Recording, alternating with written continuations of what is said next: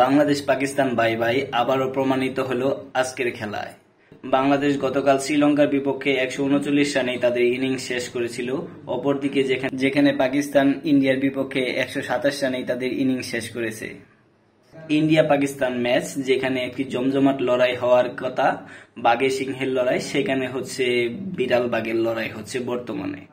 পাকিস্তানি ব্যাটসম্যানদের মধ্যে দুইজন ডাক মেরেছে। এক নম্বর হচ্ছে সিয়াম আইয়ুব এবং হচ্ছে মোহাম্মদ নওয়াজ। সিয়াম আইয়ুব হচ্ছে ওমানের বিপক্ষেও ডাক মেরেছিল, তবুও কেন যে পাকিস্তান দলে তিনি জায়গা পায়, অনেকটাই হচ্ছে বাংলাদেশি ক্রিকেট বোর্ডের রাজনীতির মতো।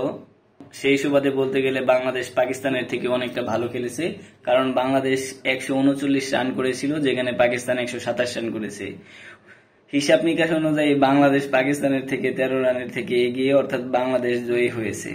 বাংলাদেশের ইনিংসের শেষের দিকে হাল ধরেছিল শামীম হোসেন পাটোয়ারি এবং হচ্ছে জাকের আলী অনেক 41 রান করেছিল, শামীম পাটোয়ারি 42 রান করেছিল।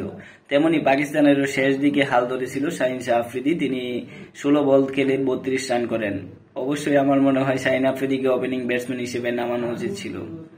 সবচেয়ে মজার বিষয় হচ্ছে মোহাম্মদ রিজওয়ান এবং বাবর আজমকে দল থেকে বাদ দেওয়া হয়েছে তাদের স্ট্রাইক রেটের জন্য, যে তাদের স্ট্রাইক রেট ভালো না, তারা এরকম টি-20 খেলতে পারে না। অপরদিকে যাদের নেওয়া হয়েছে সাইম আইয়ুবকে, তারা শুধু ডাকি মারে, তারা পিছিয়েই থাকতে পারে না। কি আর বলবো, বাংলাদেশ পাকিস্তানকে নিয়ে বলার কিচ্ছুই নাই, যা তা অবস্থা ক্রিকেটে।